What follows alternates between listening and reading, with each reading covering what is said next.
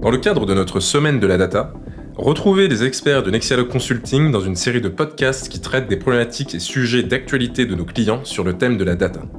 Nous aborderons tour à tour les différents piliers de notre business unit, à savoir data engineering, gouvernance des données, marketing, LLM et solutions data. Bonjour à tous, je suis Amande Edo, consultante data chez Nexialog Consulting et je suis aujourd'hui accompagnée par Melvin. Bonjour, je suis Melvin Brunet, également consultant data chez Nexialog Consulting et nous allons aujourd'hui parler du versionning de code au service de la gestion des projets data. Pour commencer, Amande, est-ce que tu pourrais nous donner une définition plutôt large du versionning ? Bien sûr. Dans le cadre de la gestion des projets data et des développements logiciels, le versionning est une pratique essentielle. Il s'agit d'une méthode permettant de suivre et de gérer les modifications apportées à un ou plusieurs fichiers, tels que des scripts ou des notebooks. Cette pratique est cruciale pour maintenir la reproductibilité des analyses et favoriser la collaboration entre plusieurs développeurs ou analystes. Grâce au versionning, chaque membre de l'équipe peut comprendre les évolutions des codes développés, ce qui facilite la détection des erreurs, le retour à des versions antérieures en cas de besoin et l'intégration des contributions de chacun de manière cohérente. En somme, on peut donc dire que le versionning permet de maintenir un cadre de travail structuré et transparent, où chaque modification est tracée, assurant ainsi une meilleure gestion des projets et une plus grande efficacité dans le développement collaboratif.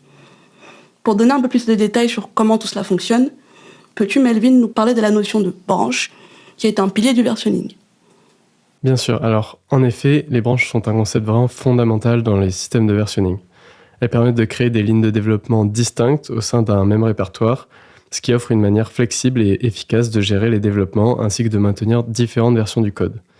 Donc une branche, essentiellement, c'est quoi ? C'est une version isolée du code où l'on peut travailler sans affecter la branche principale qu'on appelle souvent la branche main ou master. Cela permet de développer des fonctionnalités ou de corriger des bugs de manière indépendante. Par exemple, dans un projet data, on pourrait avoir une branche principale pour le code stable et des branches secondaires pour différentes expérimentations, patch ou encore optimisation.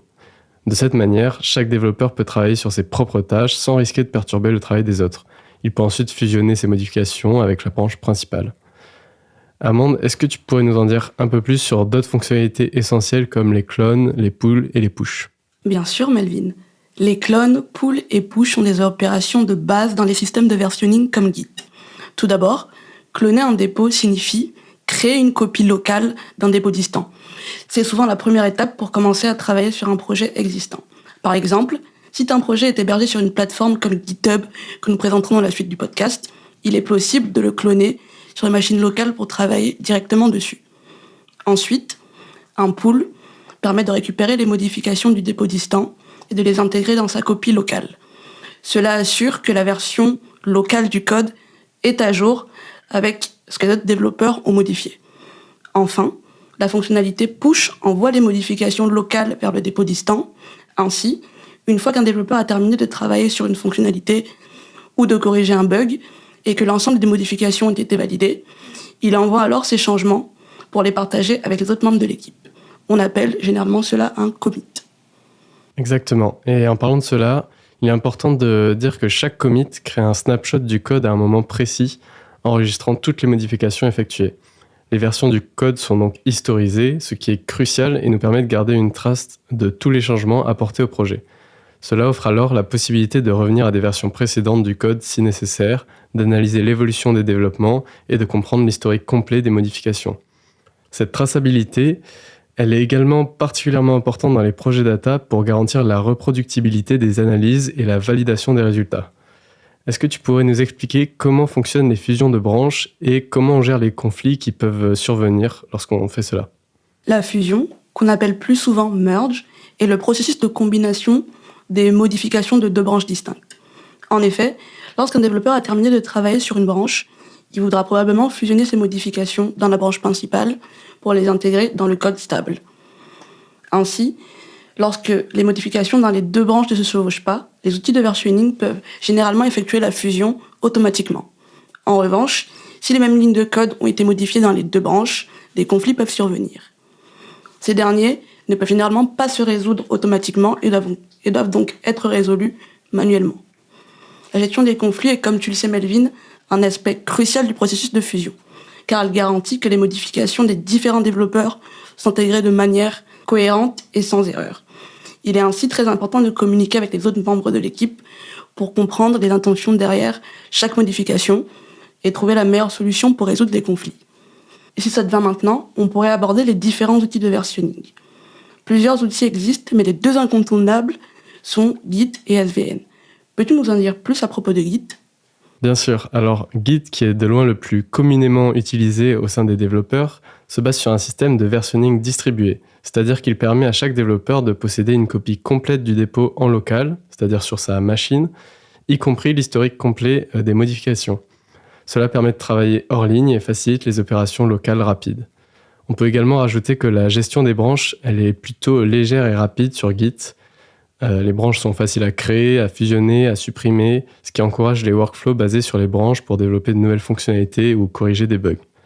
Enfin, on peut également mentionner que Git stocke les modifications sous forme de snapshot de l'état du dépôt, plutôt que sous forme de delta, c'est-à-dire sous forme de différence entre les versions. Cela simplifie la gestion de l'historique et rend les opérations plus robustes. Quelles sont selon toi les différences principales avec SVN ? Alors, à la différence de Git, SVN repose sur un système centralisé où un serveur unique héberge le dépôt principal. Cela signifie que les développeurs doivent se connecter à ce serveur pour accéder à l'ensemble des fichiers et alors effectuer toutes les opérations de versionning inhérentes. De plus, SVN stocke les modifications sous forme de delta, soit la différence entre les versions, ce qui peut compliquer certaines opérations de gestion de l'historique. Enfin, dans SVN, la gestion des branches et des tags est plus lourde comparée à Git. Chaque branche ou tag est en fait une copie complète du projet, ce qui peut entraîner une utilisation plus importante de l'espace et une gestion plus lente. Maintenant qu'on a parlé des bases de Git et SVN, quelles sont selon toi les plateformes de gestion les plus populaires ? Alors selon moi, les deux incontournables sont GitHub et GitLab. Tout d'abord, GitHub et GitLab sont des services en ligne qui vont héberger les projets de code et permettre aux utilisateurs d'effectuer de nombreuses opérations Git via leur interface web. Ce sont donc des dépôts distants sur lesquels on peut héberger les différentes versions d'un projet et ainsi garder un historique délocalisé de ce dernier. Ces plateformes permettent également aux développeurs d'interagir, notamment en proposant des fusions de branches ou encore en créant des tickets pour proposer de nouvelles modifications. Et je dirais que la principale différence entre les deux plateformes, c'est que GitLab comporte des outils intégrés pour automatiser les tests et les déploiements du code. On parle d'ailleurs souvent d'intégration continue et de déploiement continu. Alors qu'avec GitHub, on peut utiliser des outils similaires, mais il faut les configurer soi-même. En général, les utilisateurs de GitHub utilisent des programmes externes comme Jenkins, CircleCI ou TravisCI pour automatiser ces tâches. Alors tous ces outils et le versionning en général, ils sous-entendent donc des compétences en ligne de commande pas forcément détenues par tout le monde. Et je sais qu'il existe des possibilités pour pratiquer le versionning sans prérequis de ligne de commande. Est-ce que tu pourrais nous en dire plus ? En effet, bien que de nombreux développeurs préfèrent utiliser Git via, comme tu le disais, la ligne de commande, il existe plusieurs interfaces graphiques GUI pour Graphical User Interface qui simplifient ce processus. Visual Studio Code intègre par exemple des fonctionnalités Git en clic-bouton qui permettent de gérer les dépôts, les branches et les commits directement depuis l'éditeur. Et tout cela sans passer par des lignes de commande. D'autres outils comme Git Kraken et SourceTree proposent des interfaces intuitives pour visualiser les historiques de commits et résoudre les conflits de manière graphique.